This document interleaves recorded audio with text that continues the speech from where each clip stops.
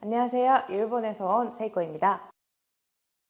일본에서도 KTX 비슷한 열차가 있어요. 신칸센이라고 하는데, 저번에 제가 부산에 가야 되는 일이 있어서 KTX를 탔는데 표를 다 핸드폰으로 살 수 있고 관리를 다 핸드폰으로 하니까 그냥 검사하는 것도 편하고 그냥 구매하는 것도 편하고 그런 부분은 역시 한국 이렇게 느꼈어요.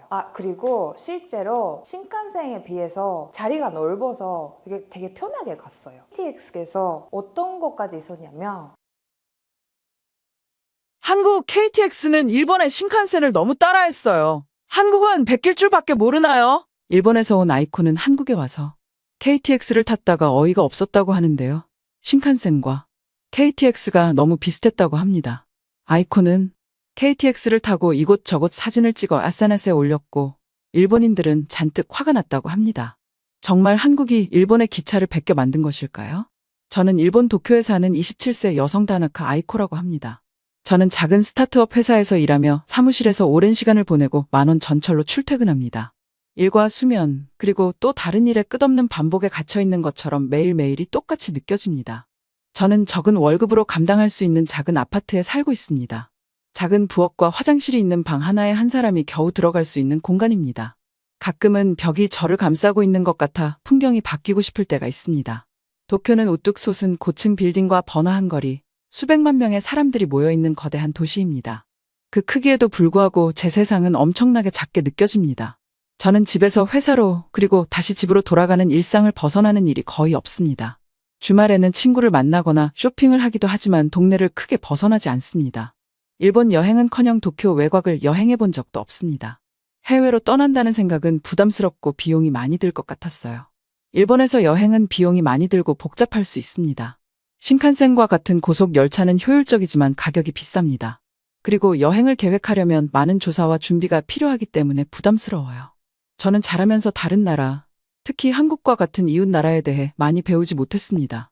학교에서는 주로 일본의 역사와 문화에 집중했죠.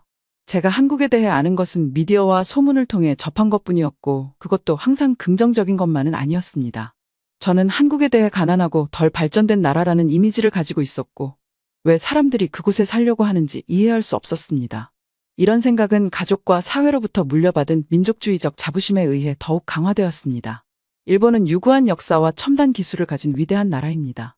저는 우리가 다른 아시아 국가들보다 우월하다고 믿었고, 이 가정에 의문을 제기한 적이 없습니다. 하지만 오랜 친구인 하루카가 큰 발표를 하면서 제 관점이 바뀌기 시작했습니다. 하루카가 한국 기업에 취직 제의를 받았고 서울로 이사하기로 결정했다는 것이었습니다. 저는 충격과 함께 부러움을 느꼈습니다. 하루카는 항상 모험심과 개방적인 태도를 보여줬는데, 제가 동경하면서도 제 자신은 그런 모습을 담지 못한 것 같았거든요. 하루카는 이사를 준비하면서 한국에서 자신을 기다리고 있는 흥미로운 기회에 대한 이야기를 멈출 수 없었습니다. 그녀는 한국에 대한 광범위한 조사를 통해 한국의 빠른 경제 성장과 기술 발전, 활기찬 문화에 깊은 인상을 받았습니다. 또한 서울의 생활비가 도쿄보다 훨씬 저렴해 더 큰 아파트에 살 수 있고 더 높은 삶의 질을 누릴 수 있다는 점도 마음에 들었다고 합니다. 저는 회의와 호기심이 섞인 마음으로 하루카의 이야기를 들었습니다. 한국이 정말 그렇게 잘 살 수 있을까? 일본과 어떻게 비교할 수 있을까? 하지만 하루카가 서울에서의 새로운 삶에 대해 자세히 이야기하면서 저는 제 편견에 의문을 품기 시작했습니다. 하루카가 이사한 지 몇 달 후, 하루카로부터 저를 초대하는 메시지를 받았습니다.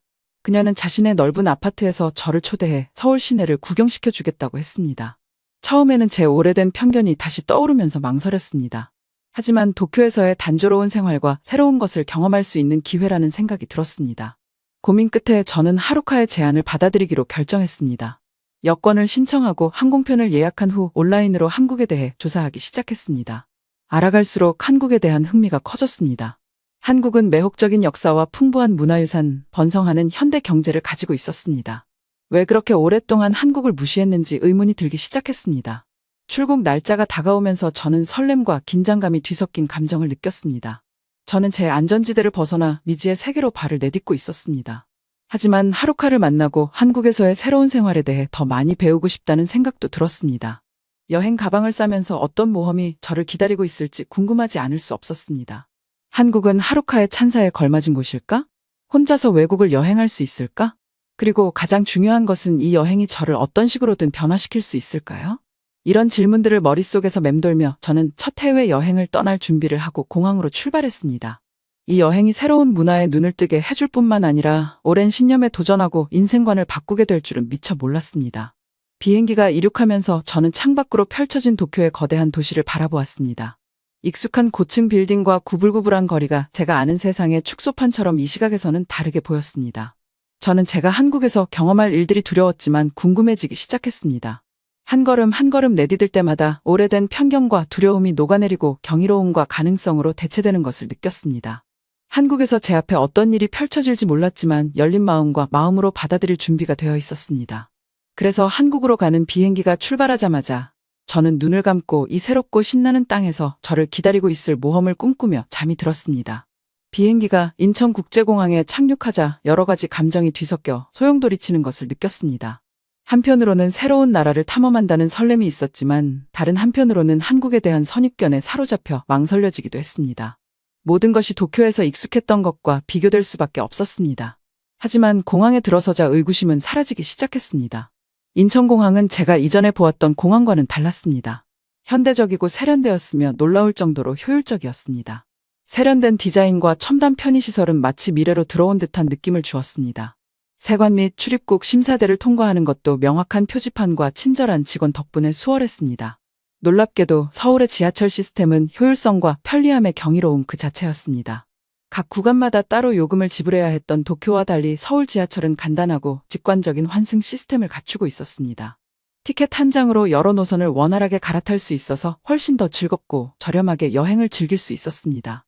지하철을 타면서 제 마음을 따뜻하게 하는 또 하나의 사실을 발견했습니다. 임산부, 노약자, 장애인을 위한 지정석이 있었어요. 작은 배려였지만 한국 사회가 얼마나 서로를 아끼고 배려하는지 알 수 있는 대목이었습니다. 가장 취약한 시민들의 필요를 우선시하는 문화에 감탄하지 않을 수 없었습니다. 그 후 며칠 동안 저는 서울의 광경과 소리, 맛에 푹 빠져들었습니다. 고궁, 번화한 시장, 트렌디한 동네를 방문했습니다. 가는 곳마다 한국 사람들의 따뜻함과 환대에 감탄했습니다. 언어의 장벽에도 불구하고 미소와 몸짓, 서툰 영어를 통해 현지인들과 소통하고 있는 제 자신을 발견했습니다. 한 가지 특별한 만남은 저에게 깊은 인상을 남겼습니다. 현지 식당에서 메뉴판을 읽으려고 애쓰고 있는데 한 노신사가 다가왔습니다. 그는 친절한 미소를 지으며 메뉴판의 한 요리를 가리키며 "이거 아주 맛있네요" 라고 말했습니다. 저는 그에게 감사 인사를 하고 추천 메뉴를 주문했는데 그 요리는 맛있는 비빔밥이었습니다. 맛있는 비빔밥을 한 입 한 입 음미하면서 한국에 도착한 후 제 시각이 얼마나 달라졌는지 돌아볼 수밖에 없었습니다. 회의와 편견으로 바라보던 한국이 아름다움과 친절함, 회복 탄력성으로 제 마음을 사로잡았습니다. 한국으로의 여행이 단순히 물리적인 여행이 아니라 제 개인적인 성장과 자아 발견의 여정이라는 것을 깨달았습니다. 하루하루가 지날수록 선입견과 편견이 녹아내리고 한국 문화와 한국 사람들에 대한 깊은 감사가 느껴졌습니다. 한국의 유구한 역사와 전통을 보여주는 박물관을 방문했고 한국 예술가와 혁신가들의 독창성과 창의성에 감탄했습니다. 어느 날 오후에는 북적거리는 재래시장을 거닐며 서울의 일상적인 광경과 소리, 냄새를 만끽했습니다. 상인들이 물건을 호객하는 모습과 현지인들이 유쾌한 농담으로 가격을 흥정하는 모습을 지켜보았습니다. 지글지글 끓는 떡볶이부터 달콤하고 바삭한 호떡까지 미각을 자극하는 길거리 음식을 맛보았습니다. 걸으면서 저는 모든 교류에 스며든 강한 공동체 의식을 느낄 수 있었습니다. 사람들은 따뜻한 미소와 친근한 손짓으로 서로를 맞이했고 공동의 목적과 유대감을 느낄 수 있었습니다.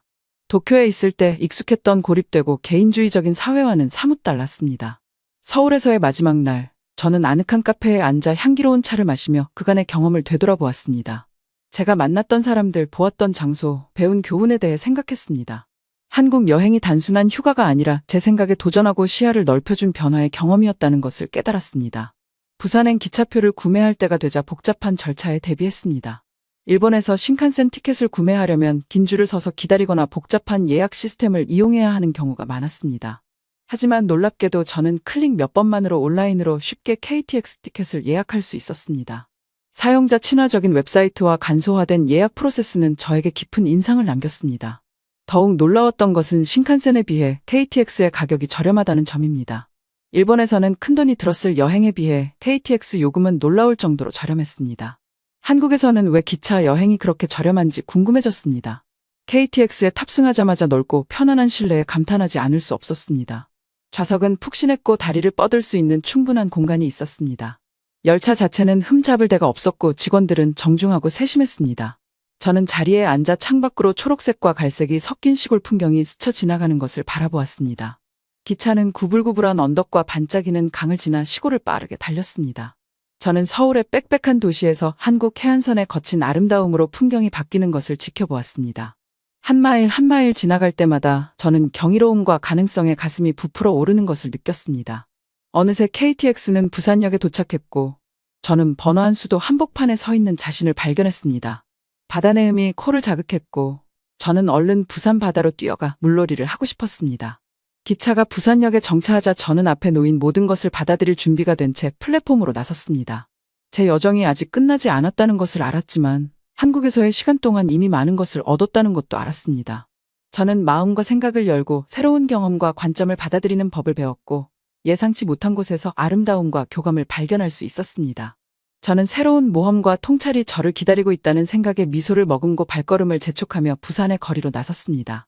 한국에서 배운 교훈 덕분에 어떤 어려움이 닥치더라도 새로운 용기와 호기심, 연민을 가지고 마주할 수 있으리라 믿었기 때문입니다. 부산에 도착하자마자 저는 도시의 활기찬 에너지에 압도당했습니다. 번화한 거리와 짭조름한 바닷바람이 저를 흥분으로 가득 채웠고 이 해안 대도시의 구석구석을 탐험하고 싶다는 생각이 들었습니다. 제 모험이 예상치 못한 방향으로 흘러가면서 제 자신과 주변 사람들에 대한 깊은 깨달음을 얻게 될 줄은 미처 몰랐어요. 저는 든든한 스마트폰을 손에 들고 도시의 구불구불한 거리를 탐색하기 시작했습니다. 꼭 가봐야 할 명소 목록이 있었고 부산에서의 시간을 최대한 활용하기로 결심했습니다. 하지만 복잡한 골목을 헤매다가 갑자기 길을 잃었다는 사실을 깨달았습니다. 지도의 랜드마크가 주변 환경과 일치하지 않는 것 같았고 낯선 동네에 와 있는 자신을 발견했습니다. 설상가상으로 바로 그 순간 제 휴대폰이 고장났습니다. 화면이 깜깜해졌고 아무리 전원을 켜려고 해도 반응이 없었습니다. 상황의 심각성을 깨달은 순간 공포의 물결이 저를 덮쳤습니다. 외국 도시에서 길을 잃었고 한국어로 의사소통도 제대로 할 수 없었으며 돌아갈 수 있는 방법도 없었습니다. 아는 사람도 없는 이 한국, 심지어 부산에서 이런 일이 생기다니. 저는 좌절하며 두려워하는 채로 서 있는데 한 무리의 현지인들이 다가왔습니다. 도움이 필요하냐고 물어보는 제 표정을 보고 제 고민을 눈치챈 모양입니다. 제 몸짓과 서툰 영어로 제 처지를 설명하려고 했지만 언어의 장벽은 넘을 수 없는 것 같았습니다. 모든 희망이 사라졌다고 생각했을 때 현지인 중 한 명이 휴대폰을 꺼내 번역 앱을 실행했습니다. 한국어로 말을 걸자 잠시 후 로봇 목소리가 영어로 번역해 주었습니다. 길을 잃으셨나요?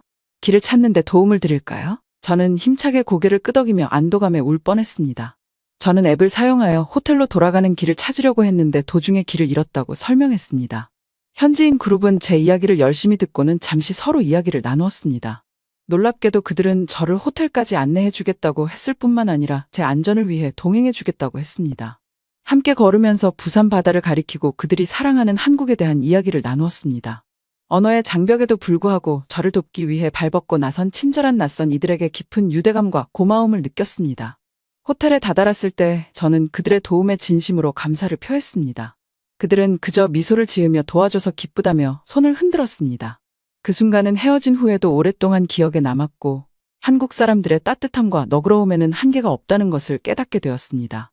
부산 시민들에 대한 새로운 감사를 느끼며 저는 유명한 부산 깡통시장에서 미식 모험을 시작했습니다.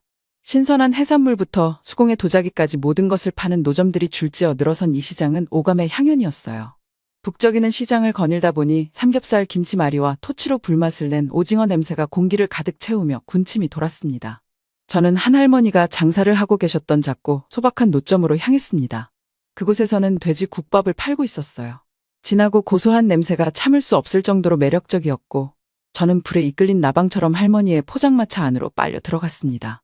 제 몸짓과 부족한 한국어 어휘를 조합해 김이 모락모락 나는 돼지 국밥 한 그릇을 주문할 수 있었어요. 근처 테이블에 앉자 아주머니가 반찬이 가득 담긴 쟁반과 뜨거운 국물 한 그릇을 가져다 주었습니다. 한 모금 마셔보니 입맛이 폭발적으로 살아나더군요. 국밥을 먹으니 부드러운 돼지고기와 야채, 향신료가 완벽한 조화를 이루며 쏙까지 따뜻하게 해줬어요. 한 숟가락 한 숟가락 맛있게 먹으면서 이 간단하면서도 맛있는 식사를 준비하는 데 들어간 기술과 정성에 감탄하지 않을 수 없었습니다. 식사를 하면서 옆 테이블에 앉은 현지인 그룹과 대화를 나누었습니다. 언어가 달랐지만 서툰 영어와 몸짓, 웃음을 섞어 의사소통을 할 수 있었습니다. 그들은 부산에서의 생활, 좋아하는 음식, 미래에 대한 희망과 꿈에 대한 이야기를 나누었습니다. 이야기를 나누다 보니 한국 사람들도 우리 일본인과 크게 다르지 않다는 것을 깨달았습니다. 처음에는 거칠어 보였지만 그 겉모습 이면에는 정직과 성실, 연민이라는 깊은 감정이 숨겨져 있었습니다. 그들은 열심히 일하고 가족을 소중히 여기며 자신들의 문화와 전통에 자부심을 가지고 있었습니다.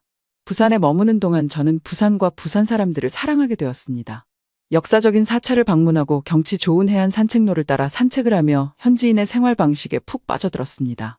가는 곳마다 따뜻한 환대를 받았고 이전에는 경험하지 못했던 소속감을 느꼈습니다. 여정을 되돌아보니 한국에는 경제적 기회 외에도 많은 것이 있다는 것을 깨달았습니다. 삶의 질, 강한 공동체 의식, 풍부한 문화유산 등은 돈으로 살 수 없는 것들이었습니다. 하루카가 한국을 선택한 이유를 이해하기 시작했고 저 역시 이 활기차고 따뜻한 사회의 일원이 될 수 있는 미래를 꿈꾸게 되었습니다. 부산에서의 마지막 날밤, 저는 해변에 앉아 수평선 너머로 지는 해를 바라보고 있었습니다. 하늘은 주황색과 분홍색으로 물들었고 잔잔한 파도가 제 발밑을 감쌌습니다. 발가락 사이로 따뜻한 모래를 느끼며 그 자리에 앉아있자니 한국 여행이 단순한 휴가가 아니었음을 깨달았습니다. 제 자신의 편견과 선입견에 맞설 수 있는 기회이자 새로운 경험과 관점의 마음을 열 수 있는 자아 발견의 여정이었습니다. 진정한 행복과 성취감은 물질적 소유나 사회적 지위에서 오는 것이 아니라 다른 사람들과의 관계와 삶의 소소한 것들에서 발견하는 기쁨에서 온다는 것을 배웠습니다. 서울로 돌아오는 기차에 오르면서 부산을 뒤로하고 떠나는 아쉬운 마음이 들었습니다. 하지만 동시에 제가 배운 교훈과 추억에 대한 깊은 감사함도 느꼈습니다. 한국에서의 시간이 저를 상상할 수 없는 방식으로 변화시켰다는 것을 알았습니다. 기차가 시골을 질주하는 동안 저는 미소를 지으며 지나가는 풍경을 바라보았습니다. 앞으로 어떤 어려움이 닥치더라도 새로운 용기와 회복 탄력성, 열린 마음으로 마주할 수 있으리라는 것을 알았습니다. 그리고 다음 여정이 어디로 향하든 항상 한국의 한 조각을 가지고 다닐 수 있으리라 생각했습니다. 도쿄로 돌아가는 비행기 안에서 한국에서 만든 멋진 추억들이 계속 떠올랐습니다. 맛있는 음식, 친절한 사람들, 아름다운 풍경 등 이 모든 것들이 제 마음속에 지울 수 없는 흔적을 남겼습니다. 부산에서 길을 찾도록 도와주셨던 할머니, 시장에서 저와 이야기를 나누던 친절한 현지인, 여행 내내 느꼈던 소속감을 떠올리며 미소 짓는 제 자신을 발견했습니다. 도쿄로 돌아온 저는 예전에 일상에 안주했지만 제 안에는 무언가 변화가 있었습니다. 한때 제 전부였던 번화한 거리와 우뚝 솟은 고층 빌딩이 이제는 작고 답답하게 느껴졌습니다. 한국에서 경험했던 탁 트인 공간과 따뜻한 공동체 의식이 그리워졌습니다. 직장에서 저는 일본의 국경 너머에 있는 가능성에 대해 생각하고 있었습니다. 그리고 하루카가 서울에서 새로운 삶을 시작하기 위해 어떻게 도약했는지 생각했습니다.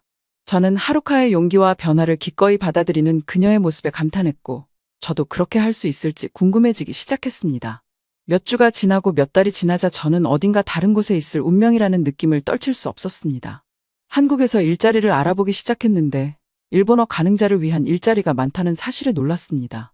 조사할수록 제 인생의 새로운 장을 시작할 수 있다는 생각에 더욱 설레었습니다. 마침내 저는 뛰어들기로 결심했습니다. 하루카에게 연락해 제 계획을 말했고 하루카는 제가 한국으로 이사하고 싶다는 이야기를 듣고 매우 기뻐했습니다. 하루카는 구직과 비자 절차를 도와주겠다고 제안했고 저는 하루카의 도움 덕분에 앞으로 나아가는 데 필요한 자신감을 얻었습니다. 하루카의 도움으로 일본인 마케팅 전문가를 찾고 있던 한국 회사에 취직할 수 있었습니다. 면접 과정은 치열했지만 한국에 대한 저의 열정과 회사의 성공에 기여하고 싶다는 열망을 전하며 진심을 다했습니다. 입사 제안을 받았을 때 믿기지 않았습니다. 제가 한국으로 가게 되다니. 그 후 몇 달은 이사를 준비하면서 정신없이 바쁘게 보냈습니다. 도쿄에 있는 직장에 사표를 내고 작은 아파트를 정리하고 가족과 친구들에게 작별 인사를 했습니다. 씁쓸했지만 저를 위한 올바른 결정이라는 것을 알았어요. 서울에 도착했을 때 하루카가 공항에서 저를 마중 나왔어요.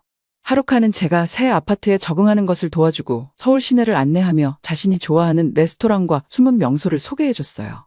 저는 하루카의 우정과 지원에 감사했고 하루카가 항상 제 곁에 있어줄 거라는 믿음이 생겼습니다. 새로운 일을 시작하는 것은 설레기도 하고 도전적이기도 했습니다.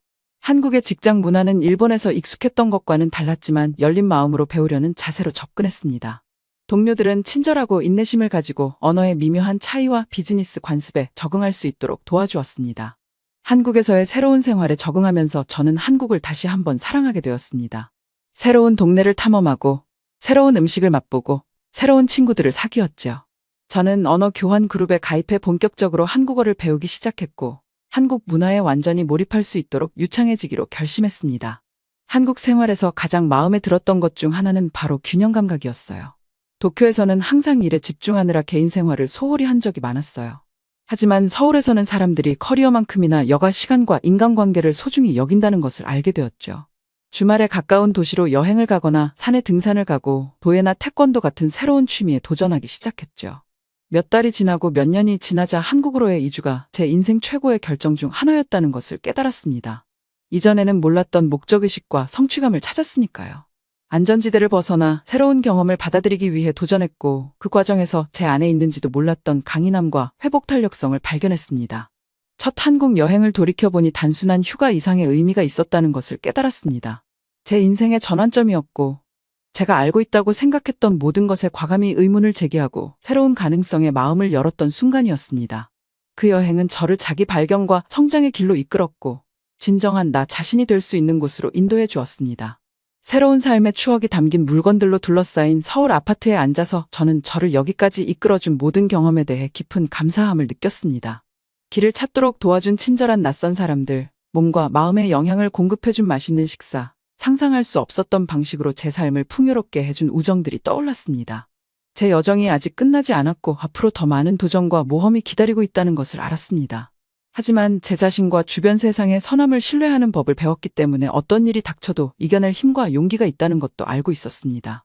그래서 저는 서울의 풍경을 바라보며 제가 있어야 할 곳에 정확히 왔다는 생각에 혼자 미소를 지었습니다. 한국은 제 마음을 사로잡았고 제게 새로운 삶의 활력을 주었습니다. 그 점에 대해 저는 영원히 감사할 것입니다. 어디를 가자고요? 추석 그게 뭔데요? 한국의 명절이에요. 이번에 엘라라 씨와 함께 하고 싶어요. 저는 여기 한국의 한 카페에서 한 한국인 남성과 외국인 여성이 대화를 나누고 있습니다.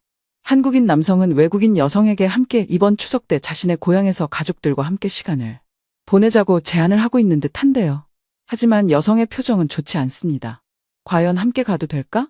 남의 가족과 함께 다른 사람들과 명절을 보내는 게 낯선 여성은 많이 고민하는 듯한데요. 마침내 여성은 고민을 하다 입을 열게 됩니다. 과연 이 남성과 여성은 이번 추석에 함께 명절을 보낼 수 있을까요? 오늘은 캐나다 암호화폐 분석가 엘라라 싱클레어 씨의 이야기를 들려드릴게요. 전 제 책상에 앉아 눈앞에 컴퓨터 화면을 바라보고 있었습니다. 암호화폐 분석가로서 전 대부분의 시간을 디지털 통화의 세계에 푹 빠져 보냈죠. 전 사람들과는 달리 숫자와 데이터의 예측 가능성과 논리를 좋아했어요. 최신 시장 트렌드를 살펴보던 중 이메일 알림이 띠링 울렸습니다. 동료가 보낸 건데 성장하는 한국의 암호화폐 시장에서 잠재적 투자 기회를 모색하기 위해 출장을 가보는 게 어떻겠냐는 제안이었죠. 전 이메일을 읽으면서 인상을 찌푸렸어요. 한국말인가요? 저는 솔직히 한국에 대해선 잘 몰랐습니다. 알고 있는 조금마저도 그동안 습득한 부정적 고정관념과 문화적 편견으로 물들어 있었고요. 제 머릿속에서 한국은 개성이 억압되는 나라였어요. 극심한 근로 문화와 사회적 압박이 만연한 곳이죠. 이런 모습들은 확실히 저에게는 낯설고 매력 없는 나라였습니다. 하지만 이메일을 다시 읽어보니 제 안에 분석가적 사고방식이 작동하기 시작했어요. 한국은 세계에서 가장 역동적이고 혁신적인 암호화폐 시장을 가지고 있더군요. 기술에 정통한 국민들이 디지털 자산을 열렬히 수용하며 거래소는 세계적으로 가장 활발했죠. 순수하게 비즈니스 관점에서 보면 방문에 더 배울 가치가 있어 보였어요. 전 깊은 한숨을 내쉬었어요. 개인적 편견이 좋은 기회를 방해하게 해선 안 된다는 걸 알고 있었죠. 마지못해 저는 동의한다는 답장을 쓰기 시작했고 보내기 버튼을 누르자 속이 꽉 막혔어요. 과연 어떤 일이 펼쳐지게 될까요? 2주 후, 전 토론토 피어슨 국제공항 탑승구에 앉아 있었어요. 여권을 손에 들고 서울 인천국제공항행 비행기를 기다리는 중이었죠. 앉아있는 동안 걱정과 의심이 머릿속을 가득 채웠습니다. 낯선 곳에서 홀로 잘 헤쳐나갈 수 있을까요? 언어 장벽은 어떻게 극복해야 할까요? 한국 풍습과 문화에 대한 무지함으로 무의식 중에 실수하진 않을까요? 전 숨을 깊이 내쉬며 긴장을 가라앉히려고 애썼어요. 저는 스스로 혼자 여행은 수없이 다녀봤잖아. 그냥 또 다른 출장일 뿐이야. 잘 알 수 있어. 하고 속으로 되뇌었지만 사실 의구심은 여전했죠. 제가 결정을 번복할 틈도 없이 직원이 탑승 시작을 알렸어요. 전줄을 서서 여권과 탑승권을 건넸고 탑승교를 따라 걸어갔죠. 비즈니스석에 앉아 기내용 가방을 넣고 털썩 주저앉았습니다. 이제 돌이킬 순 없겠네요. 전 안전벨트를 매며 여행 불안을 잊으려 바삐 움직였어요. 기내 엔터테인먼트를 둘러보고 메뉴판을 훑어봤죠. 치킨을 할지 파스타를 할지 고민하던 찰나 안내방송이 흘러나왔습니다. 승객 여러분, 서울행 357편에 탑승해 주셔서 감사합니다. 준비가 됐든 말든 간에 확실히 모험은 시작되었습니다. 긴잠에 빠진 후 저는 옆구리를 부드럽게 찌르는 승무원에 의해 깜짝 잠에서 깨어났죠. 서울에 곧 착륙합니다. 등받이를 세워주시기 바랍니다. 라며 승무원이 정중히 미소 지어 주었어요. 전 멍한 눈으로 깜빡이며 창밖을 바라봤습니다. 날이 밝아오며 지평선 너머로 새벽 햇살이 비치고 있는 것이 보였어요. 이국적인 핑크빛과 오렌지빛이 하늘을 물들이고 있었죠. 그 아래로 서울의 광활한 대도시가 보였습니다. 높이 솟은 빌딩 숲과 구불구불한 강의 모습이 반짝이고 있었죠. 제가 지금 어디에 있는지 실감하며 순간 긴장감이 엄습했어요. 한국, 제가 한 번도 가보지 않을 것 같던 곳에 정말 와 있었던 거죠. 비행기가 활주로에 부드럽게 닿자 점점 긴장감은 심해지고 있었습니다. 이렇게 저는 시차 적응으로 인해 멍한 상태로 인천국제공항에 밟고 현대적인 터미널을 걸어갔어요. 안내 표지판에는 모두 한국어가 먼저 적혀 있었고 그 아래 영어 번역이 있었죠. 익숙한 알파벳으로 된 택시 승강장 표지판을 보자 안도감이 밀려왔습니다. 택시기사는 제 짐을 트렁크에 싣고 저는 휴대폰에 있는 호텔 주소를 보여주며 뒷좌석에 올라탔어요. 택시가 고속도로에 진입하자 창밖으로 펼쳐지는 풍경에 깜짝 놀랐습니다. 우거진 산들이 고속도로 양옆을 감싸며 빽빽한 도시 개발과 극명하게 대비를 이루고 있었어요. 현대식 고층 아파트 사이로 전통 기와집이 보였고 언덕 위로는 고풍스러운 성벽이 구불구불 이어지고 있었죠. 새로움과 옛것이 교차하는 풍경이 인상적이었습니다. 시내 중심가로 들어서자 차량이 많아지고 건물은 더 높아졌어요.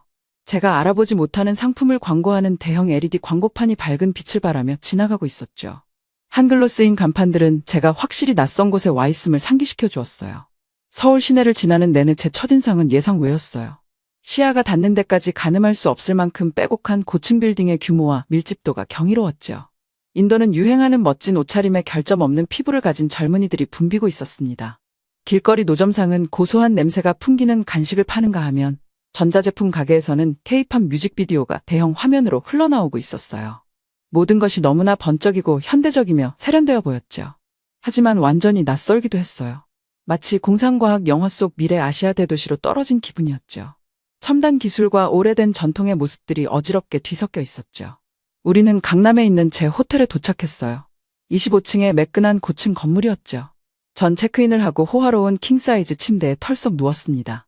머릿속은 이 기이하면서도 매혹적인 새로운 곳에 대한 첫인상으로 소용돌이쳤어요. 누워있는 동안 시차로 인한 피로와 싸우며 저를 여기로 이끈 여정에 대해 생각해봤죠. 불과 한 달 전만 해도 한국 방문은 전혀 고려하지 않던 일이었는데 앞으로 10일간 낯선 문화에 빠져들게 될 때가 있었어요. 두려움을 느끼지 않았다면 거짓말이겠죠. 문화적 결례에 대한 두려움, 의사소통 불가에 대한 두려움, 무지함으로 사람들을 불쾌하게 할지 모른다는 두려움 말이에요. 하지만 불안감 아래에는 설렘도 자리 잡고 있었습니다. 혹시 이번 여행이 제게 필요한 자극제가 되어줄까요? 편안함의 영역 밖으로 빠져나와 시야를 넓혀줄 수 있을까요? 잠들어가며 저는 마음속으로 약속을 했습니다. 열린 마음으로 이 경험에 다가가겠노라고. 선입견은 접어두겠노라고. 그리고 한국과 제 자신에 대해 더 풍요로운 이해를 얻을 수 있기를 바라는 마음으로요. 이 여정이 얼마나 제 삶을 변화시킬지는 상상도 못했습니다. 한국에서 저는 수익성 있는 사업 기회뿐 아니라 세상과 제자리에 대한 깨달음도 얻게 될 터였죠. 낯선 곳에서 마주한 도전과 좌절, 돌파와 개시의 순간들은 결국 문화를 초월한 우리의 공통된 인간성을 비추게 될 것입니다. 하지만 당장은 피로에 지친 채 잠들어갈 뿐, 앞으로 펼쳐질 이야기는 꿈에도 모르는 채로요. 한국은 천천히 제 껍질을 깨부수어 갈 것입니다. 제가 절대 믿지 않았던 공감과 이해의 세계를 보여주면서 말이죠. 진정한 모험은 이제부터 시작입니다. 다음 날 아침, 전 새로운 각오로 잠에서 깼어요. 맞아요. 서울에서의 첫 이틀은 혼란스러웠죠. 하지만 전 아직 포기할 준비가 안 됐습니다. 전 배우고, 성장하고, 새로운 도전을 위해 여기 온 거예요. 그리고 그게 바로 제가 하려던 일이죠. 전 서울의 유명한 재래시장 중 한 곳을 방문하는 것으로 하루를 시작하기로 했습니다. 반짝이는 고층 빌딩과 첨단 사무실을 넘어 도시의 또 다른 모습에 빠져보는 것도 한국 문화를 경험하는 좋은 방법이 될 것 같았거든요. 그래서 호텔에서 간단히 아침을 먹고 휴대폰 내비게이션 앱과 주머니 가득 원화를 챙겨 들고 저는 서울의 북적이는 거리로 나섰습니다. 밖으로 나오자마자 열기와 습기가 벽처럼 밀려왔지만 전 계속 앞으로 나아갔어요. 이 경험을 온몸으로 받아들일 준비가 되어 있었으니까요. 몇 번 길을 잘못 들고 손짓 발짓을 해가며 어찌어찌 도착한 곳은 광장시장이었습니다. 서울에서 아주 큰 재래시장 중 하나죠. 안으로 들어서자마자 저는 다시 한번 깜짝 놀라고 말았어요. 좁은 골목 사이사이로 노점이 가득했는데 반짝이는 해산물부터 색색의 천, 지글지글 익어가는 길거리 음식까지 없는 게 없었죠. 아주머니들은 붕어빵이랑 만두가 부글부글 끓는 솥을 지키고 서서는 노래하듯 지나가는 사람들을 부르고 있었고요. 구워지는 고기, 달콤하고 고소한 호떡 냄새가 공기 중에 진동했어요. 전 정신이 아득해진 채로 시장을 헤매고 다녔죠. 보통의 한국인들 일상이 활기차게 펼쳐지는 풍경을 구경하느라 정신이 없었습니다. 할머니 한 분이 면발을 잽싸게 써는 모습을 지켜봤어요. 정교한 손놀림이 부러웠죠. 반찬들은 어찌나 색색이 곱던지 하나하나가 예술 작품 같았어요. 그런데 시장 안쪽으로 들어갈수록 처음의 매료감이 서서히 소외감으로 변해갔어요. 붐비는 인파, 알아들을 수 없는 언어의 소음이 점점 저를 짓눌렀거든요. 여기서 전 그저 호기심 많은 이방인일 뿐, 마치 남의 일상을 훔쳐보고 있다는 생각이 들더라고요. 모퉁이를 돌자 갑자기 관광객이 드문 시장 한켠에 다다랐습니다.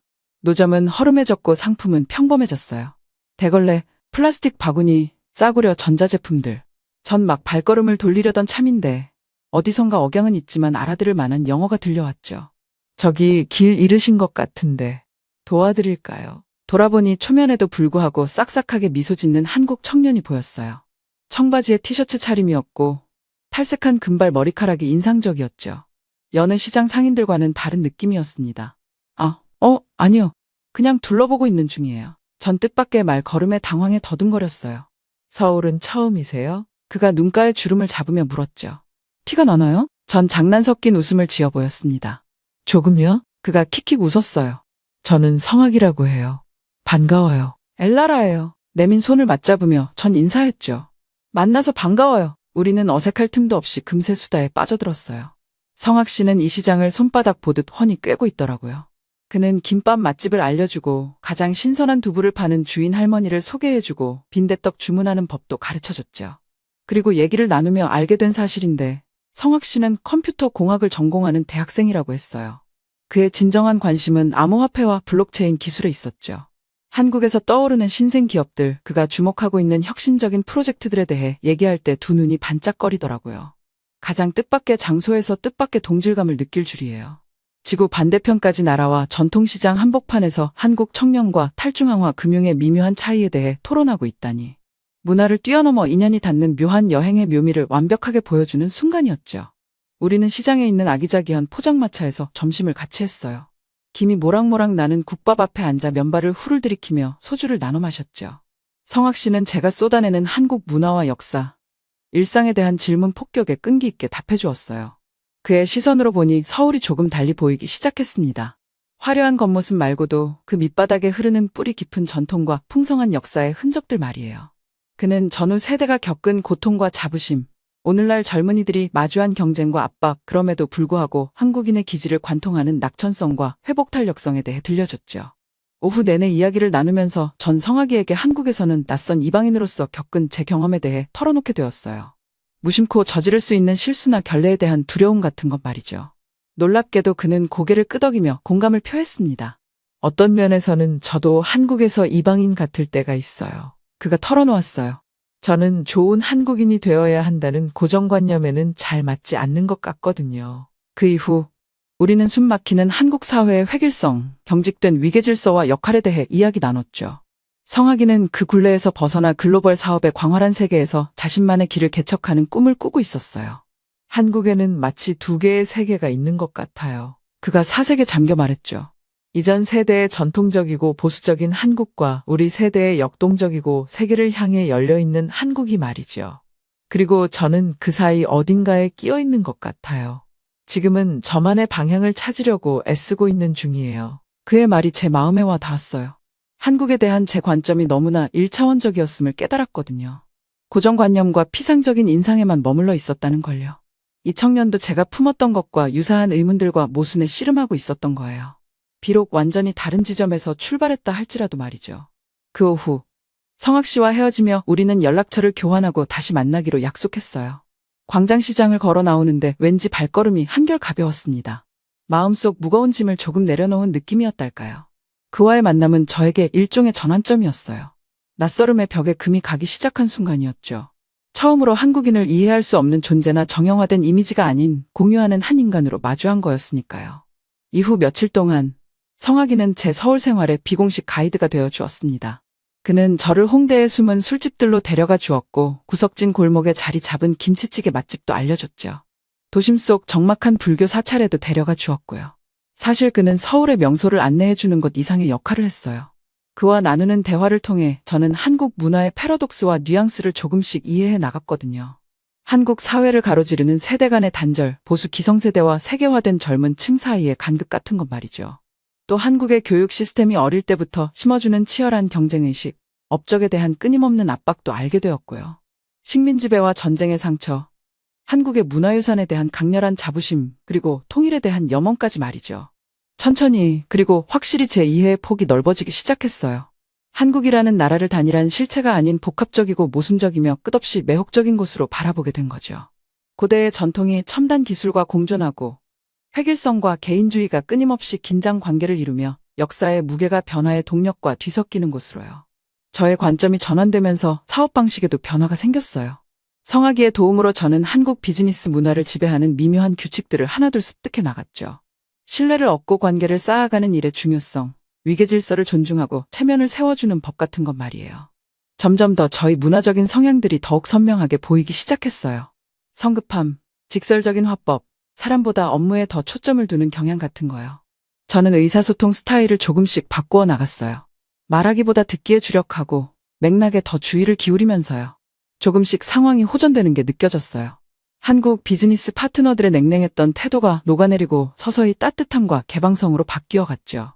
힘겹게 쟁취한 계약이나 협상의 돌파구 같은 작은 승리들은 지나온 고비를 생각하면 더욱 값진 성과로 다가왔고요. 그러는 동안 성학이와 저희 우정은 깊어졌습니다. 우리는 해질녘까지 시시콜콜한 잡담을 나누었죠. 정치, 철학부터 시작해서 사랑과 실현, 이 복잡한 세상에서 삶의 의미를 찾는 법 같은 것까지요. 그는 저에게 문화 해설사이자 새로운 세계를 항해하는 닻이 되어 주었어요. 그의 도움으로 조금씩 이방인의 느낌은 줄어들고 탐험가의 자세가 되살아났어요. 위대한 발견을 앞둔 모험가 말이죠. 돌이켜보면 서울에서의 그 초기 나날들이 이후의 모든 일을 위한 토대가 되었음을 알 수 있어요. 그때 심어진 이해의 씨앗들이 한국 문화에 대한 깊은 애정으로 글로벌 비즈니스를 바라보는 섬세한 통찰력으로 그리고 평생을 함께할 소중한 우정으로 꽃피운 거죠. 하지만 당시에는 그저 문화와 언어의 장벽을 넘어 진실되고 값진 인간적 교감을 나누게 된 게 감사할 따름이었어요. 그 유대감은 앞길이 막막해 보일 때도 계속 앞으로 나아갈 용기를 주었죠. 탐구하고 배우고 성장하는 일을 멈추지 않을 힘을 준 거예요. 전 새로운 의지와 가능성을 느꼈습니다. 앞으로의 여정의 굴곡은 있겠지만 승리와 좌절, 혼란과 깨달음의 순간들이 교차할 터였죠. 하지만 제가 지금 있어야 할 곳에 서 있다는 것만은 확신할 수 있었어요. 한국은 저를 성장시키고 있었습니다. 제 안에 잠들어 있던 공감과 이해의 근육을 일깨우고 있었죠. 그리고 전 그 변화를 기꺼이 받아들일 준비가 되어 있었어요.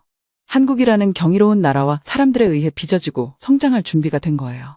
시간이 흐르면서 서서히 변화가 일어나기 시작했어요. 처음에 문화적 충격과 방향감각 상실은 점차 익숙함과 편안함으로 변해갔죠. 한때는 낯설기만 했던 도시 풍경도 이젠 제 일상이 되어가고 있었고 한국의 생활 리듬은 자연스러운 습관이 되어가고 있었어요. 하지만 그건 단순히 새로운 환경에 적응하는 것 이상의 변화였어요. 한국은 제 문화와 세계관을 비추는 거울이 되어주고 있었죠. 당연하게 여겼던 것들에 의문을 갖게 만들면서요. 성학이를 비롯한 한국 친구들과의 깊어진 교류 속에서 저는 세상을 바라보는 새로운 관점, 존재하는 새로운 방식을 배우게 되었어요. 더욱 개인주의적이고 목표 지향적인 제 사고방식의 한계를 깨닫기 시작했고 공동체 중심적이고 관계 지향적인 세계관의 아름다움과 지혜를 발견하게 된 거죠. 저는 정의라는 한국적 개념의 가치를 음미하게 되었어요.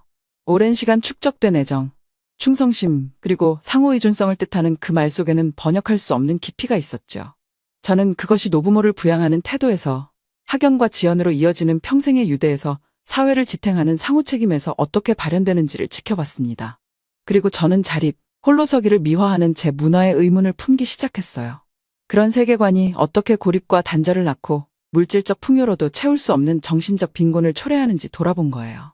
또 저는 한국의 비즈니스와 혁신의 세계로 더 깊이 발을 들여놓고 있었어요. 성학이의 안내로 스타트업 행사와 블록체인 사업 설명회에 참석하며 현상유지의 도전장을 내민 재능 있는 젊은 사업가들의 이야기들을 듣기도 했죠. 한국 스타트업계의 역동성과 대담함에 저는 점점 사로잡혔어요. 위험을 감수하고 크게 생각하려는 의지 말이에요. 하지만 동시에 그런 야망이 깊은 사회적 책임의식으로 제어되고 있다는 것도 알게 되었죠. 단순히 주주의 이익이 아닌 사회 전체의 가치를 만들어내려는 열망 말이에요. 비즈니스를 통해 저는 화합의 개념을 음미하게 되었습니다. 관계에서의 조화와 균형을 추구하는 정신이었죠. 한국 기업 문화가 어떻게 단기적 이익보다는 장기적 파트너십을 그리고 수년에 걸친 성실하고 진실된 행동으로 신뢰와 충성심을 얻어가는지를 배웠어요. 그리고 거래 중심적이고 결과지상주의적인 제 접근법을 되돌아보게 됐죠.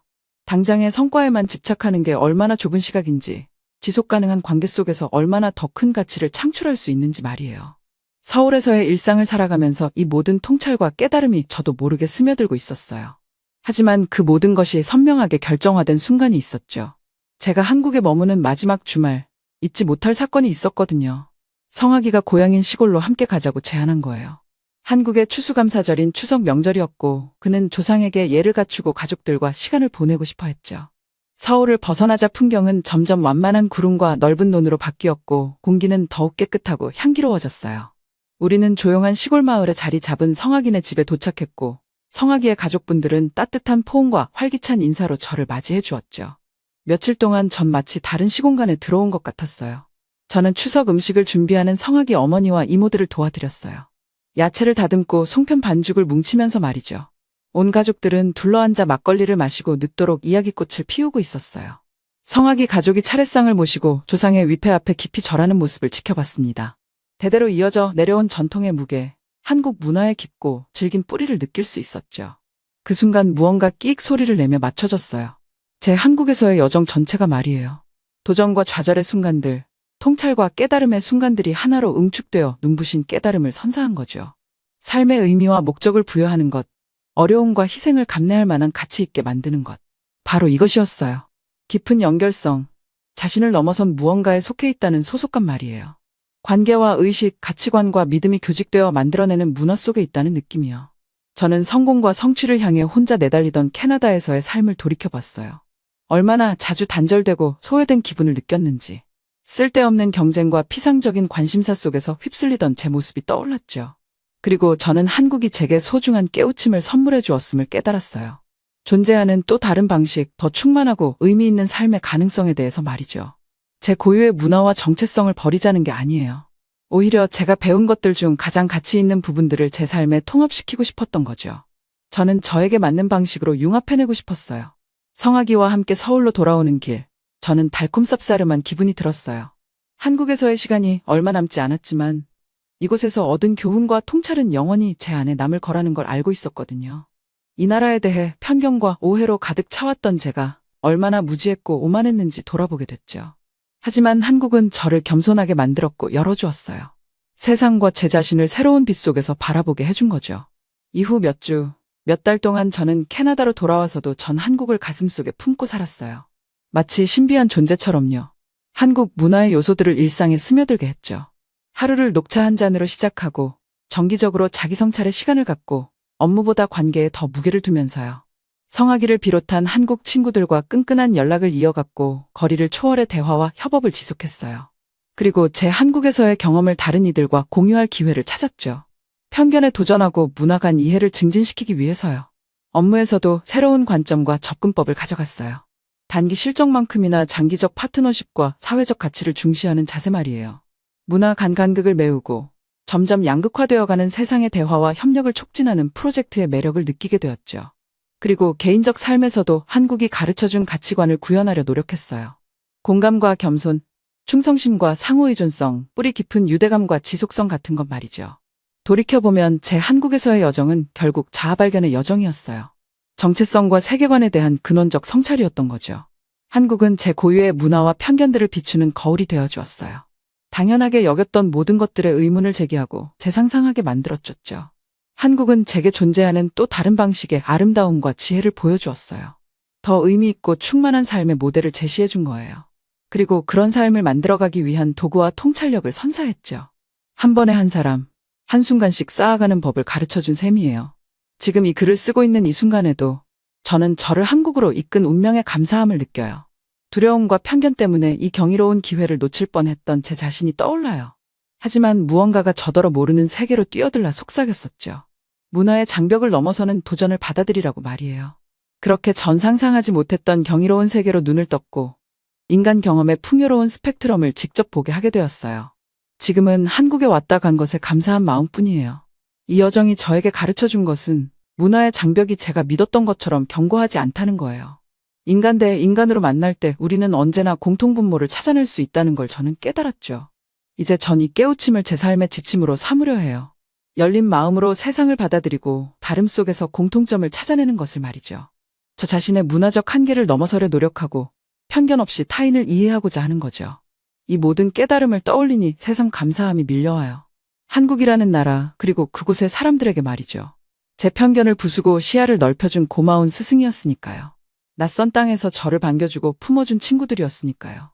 앞으로도 물론 도전은 계속해서 있겠죠. 세상의 복잡성과 씨름하고 문화의 차이를 뛰어넘느라 힘겨울 때도 있을 거예요. 하지만 이젠 제 곁에 든든한 동반자들이 있다는 걸 알아요. 언제든 기댈 수 있는 저를 지지해줄 친구들 말이에요. 성화기를 필두로 한 소중한 인연들 덕분에 전 더 이상 혼자가 아니에요. 그들과 손잡고 저는 이 신비롭고 놀라운 세상을 탐험해 나가고 싶어요. 우리를 갈라놓는 장벽을 허물고 서로를 연결하는 다리를 놓아가는 거죠. 한국에서 배운 대로 작은 만남과 교감의 순간들이 모여 세상을 변화시킬 수 있다는 걸 믿으면서 말이에요. 이 여정이 결코 쉽지 않겠지만 저는 그 어느 때보다 희망에 차 있습니다. 용기와 연대, 그리고 열린 마음만 있다면 우리는 못 이룰 게 없으니까요. 문화의 경계를 넘나드는 우정이, 편견을 녹이는 대화가 서서히 더 나은 세상을 만들어갈 것이 분명해요. 저 역시 그 여정의 미력 하나마 보탬이 되고 싶네요. 한국에서 얻은 교훈을 나누고 문화 간 이해의 메신저가 되는 거죠. 제가 받은 사랑을 세상에 돌려주면서 더 많은 사람이 서로의 눈을 통해 세상을 바라보게 돕고 싶어요. 그게 바로 제가 한국에서 얻은 가장 큰 선물이니까요. 마음을 열면 세상은 경이로움으로 가득 차 있다는 깨우친 말이에요. 우리를 인간으로 묶어주는 공통 언어는 언제나 존재한다는 믿음이요. 저는 운이 좋았어요. 한국이라는 나라를 만나 이 같은 깨우침을 얻을 수 있었으니까요. 이제 남은 인생 동안 이 경험을 더 많은 이들과 나누는 일만 남았어요. 제 안에 살아 숨쉬는 한국의 정신을 내 말과 행동, 그리고 글에 담아내는 일 말이죠. 이제 저는 이 경험을 통해 세상에 큰 울림을 전할 수 있기를, 그렇게 조금씩 우리 모두의 마음을 열어갈 수 있기를 소망하고 있습니다. 한국에서 내게 가르쳐준 그 정신으로 말이죠. 위에 다른 따뜻한 사연들도 있으니 꼭 시청해주세요. 구독과 좋아요 부탁드릴게요. 끝까지 시청해주셔서 감사합니다. 그럼 내일 또 만나요.